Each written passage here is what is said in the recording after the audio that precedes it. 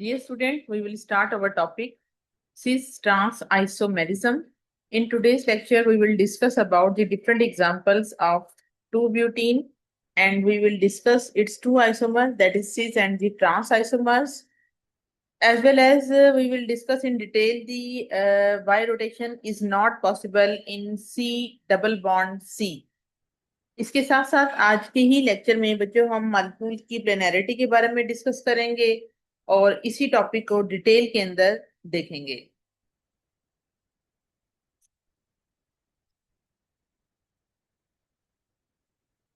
सबसे पहले बच्चों हम इसकी डेफिनेशन देखते हैं सिस ट्रांस आइसोमेरिज्म की।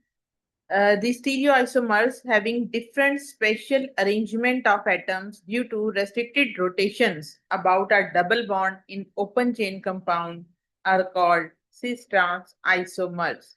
यानी ये वो फिनोमिना है, इसको हम ज्योमेट्रिकल आइसोमर्स भी कहते थे और इसका एक और नाम सिस ट्रांस आइसोमेरिज्म है।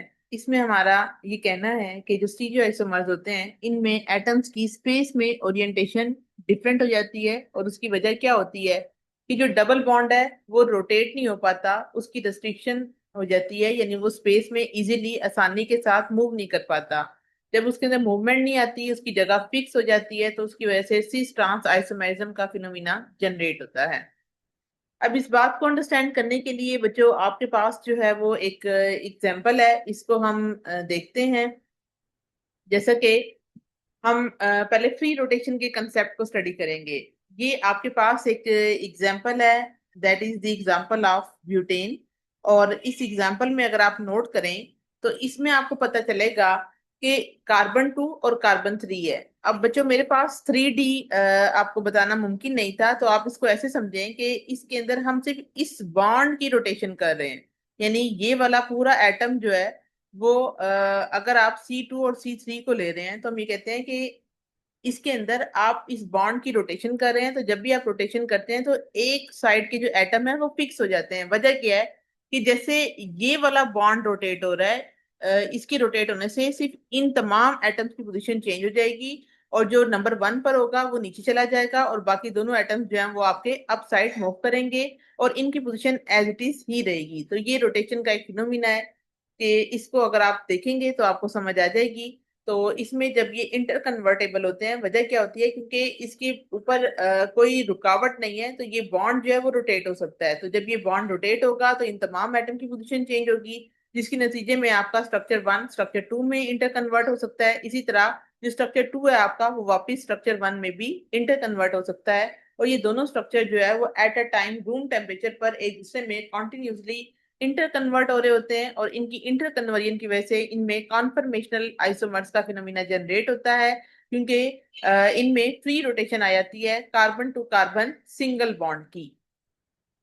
अब इसके बाद आप अगर फर्दर आगे चलें तो हम ये कहते हैं कि ये जो रोटेशन है वो किस बॉन्ड के दरमियान में है, कार्बन 2 और कार्बन 3 के दरमियान में है। तो बॉन्ड आपका ये वाला जो है वो रोटेट करता है। यानी जैसे एक लकड़ी जो है वो मुसलसल मूव कर रही होती है, ऐसे ही ये वाला बॉन्ड आपका मूव करेगा, जिसकी मूवमेंट के नतीजे में आप ये देखें ये एरो आपका इस डायरेक्शन में बना हुआ है कि इसको कुछ नहीं हो रहा।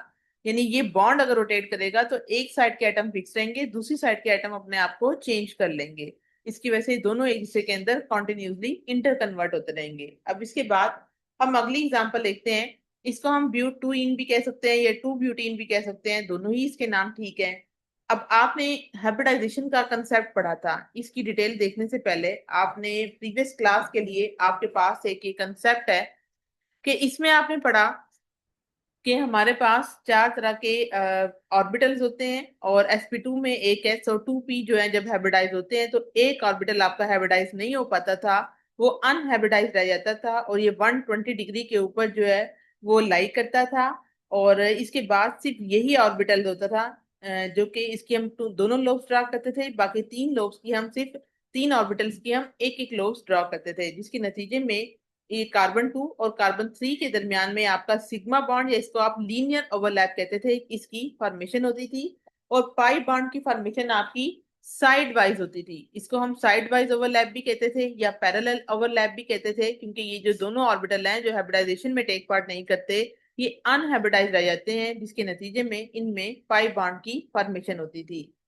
अब इस पाई बॉन्ड के नतीजे में क्या होता था कि तमाम ये एटम्स को अगर आप देखें तो अगर ये मॉलिक्यूल की एक प्लेन है तो ये तमाम एटम्स जो है वो एक ही प्लेन में आ जाते हैं। अब ये जो इसमें डबल बॉन्ड मौजूद होगा, क्यों डबल बॉन्ड का करेक्टर हम डिस्कस कर रहे हैं, क्योंकि जो पी ऑर्बिटल्स हैं, अच्छा अब पहले आप इसको देखें कि इसके अंदर आपने कहा कि जो कार्बन टू और कार्बन थ्री, यानी ये चूंकि इनमें डबल बॉन्ड है तो ये sp3 हाइब्रिडाइज्ड होंगी, सॉरी sp2 हाइब्रिडाइज्ड होंगी। और इनके अंदर एक बॉन्ड आपका सिग्मा था, सिग्मा बॉन्ड में भी आपने देखा कि वो लीनियर ओवरलैप के थ्रू एग्जिस्ट करता था, और पाई बॉन्ड आपका पैरेलल ओवरलैप बनाते हैं पी ऑर्बिटल की।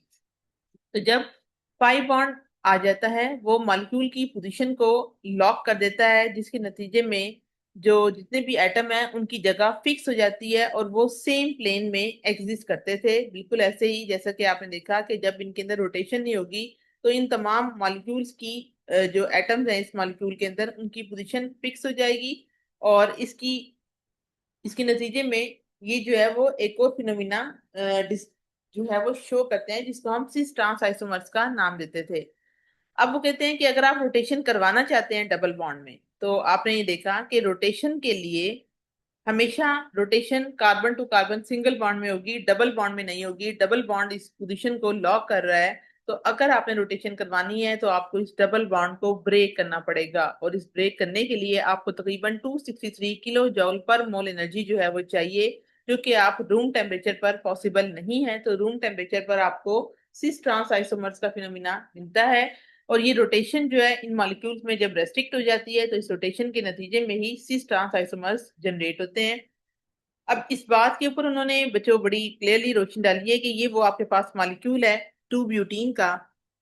इसके अंदर अगर आप देखें, ये जो आपके पी ऑर्बिटल थे जो कि अनहाइब्रिडाइज थे, अब आप देखें कि ये इन्होंने इसकी पोजीशन को यहाँ पे लाके लॉक कर दिया है और इसकी रोटेशन नहीं करवा रहे, ठीक है।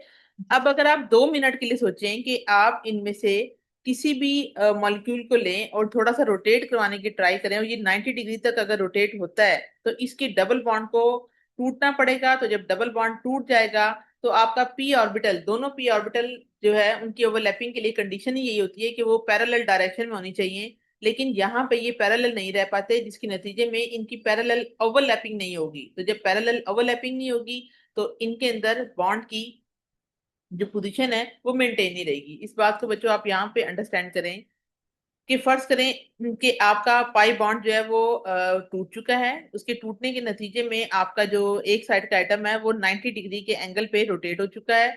अब आपने पढ़ा था कि पाई बॉन्ड और पाई बॉन्ड तभी ओवरलैपिंग करते हैं जब दोनों की डायरेक्शन सेम हो, तो इस पोजीशन पर रोटेशन मुमकिन नहीं है, यानी ये वो वाली पोजीशन है जहां पे आपको बताया जा रहा है कि यहाँ पे इसकी रोटेशन मुमकिन नहीं है।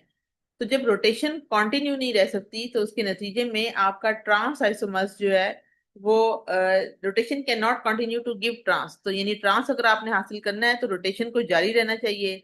तो पाई बॉन्ड जो है वो ब्रेक हो जाएंगे और देयरफॉर रोटेशन जो है वो about carbon to carbon double bond वो मुमकिन नहीं होगी, ठीक है।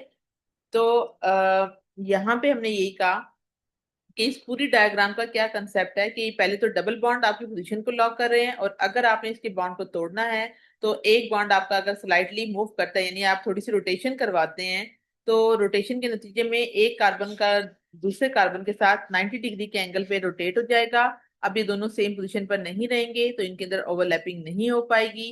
तो जब ओवरलैपिंग ही नहीं हो पाएगी तो एज ए रिजल्ट अगर आप इसकी रोटेशन को कंटिन्यू फर्ज करें रखते हैं, ठीक है, वैसे तो ये मुमकिन नहीं है क्योंकि carbon to carbon double bond है, तो ये आपके जो एटम्स की पोजीशन है वो आपकी चेंज हो जाएगी, यानी मिथाइल ग्रुप आपका जो है वो 180 डिग्री के एंगल के अकॉर्डिंग चला जाएगा।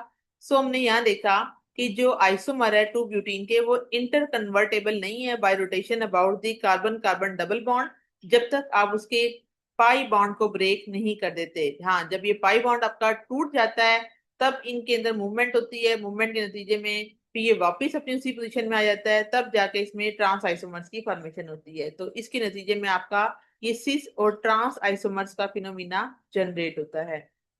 अब इसके बाद आपने क्या देखा कि इन स्ट्रक्चर के अंदर हम सिस और ट्रांस उसको क्यों कहते हैं, क्योंकि सिस जो है वो जो ऐसे आइसोमर्स होते हैं जिनमें दो एक जैसे ग्रुप जो है वो एक ही साइड पे लग गए हैं। अब ये एक सेम साइड पे लगे हैं दोनों मिथाइल ग्रुप, तो ये सिस है। दोनों हाइड्रोजन सेम पोजीशन पे लगे हैं तो सिस है। ये दोनों ऑपोजिट में है तो बच्चों ये ट्रांस होगा, ठीक है। अब वो कहते हैं कि सीज और ट्रांस आइसोमर्स इन मॉलिक्यूल्स के लिए पॉसिबल नहीं है। वजह क्या है कि इनके अंदर आइडेंटिकल ग्रुप नहीं है। जैसे यहाँ तो आइडेंटिकल है, लेकिन ये दोनों ग्रुप आइडेंटिकल नहीं है, तो इसको अब आप सीज ट्रांस आइसोमर्स नहीं कह सकते। इसी तरह अगर चारों ग्रुप ऑफ एटम सेम हो जाते हैं carbon to carbon double bond के एंड पर, तो इस टाइम पर भी आपका ज्योमेट्रिकल आइसोमर्स या सिस ट्रांस आइसोमर्स पॉसिबल नहीं है।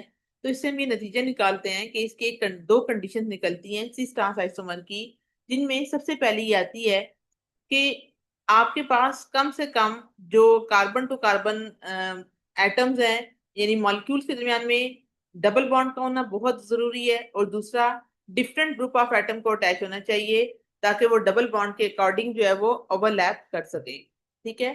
तो आपके इस लेक्चर में आपने क्या देखा कि अगर पी रोटेशन है तो वो सिर्फ और सिर्फ carbon to carbon single bond में होगी। अगर रेस्ट्रिक्टेड रोटेशन है तो वो carbon to carbon double bond में है, जिसके नतीजे में सिस ट्रांस आइसोमर्स जनरेट होते हैं। सिस का मतलब होता है similar groups on the same side, while trans mean the similar group on the opposite side. अब वो कहते हैं कि सिस ट्रांस आइसोमर्स के हवाले से कुछ पैरामीटर्स हैं कि इनकी फिजिकल और केमिकल प्रॉपर्टीज जो हैं वो डिफरेंट होती हैं। Trans isomers generally more stable होते हैं as compare to cis isomers के, और ये डिफर करते हैं अपनी केमिकल रिएक्टिविटी में। तो दोनों तरह के आइसोमर में डिफरेंट फिजिकल प्रॉपर्टीज हो सकती हैं, जैसे कि melting point, boiling point, dipole moment, density, heat of vaporisation.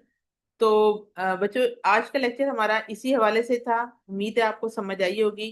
अगर आपके माइंड में स्टिल कोई कंफ्यूजन है या कोई आप क्वेश्चन करना चाहते हैं, तो मोस्ट वेलकम, आप इस हवाले से क्वेश्चन मुझसे कर सकते हैं कमेंट सेक्शन में जाके।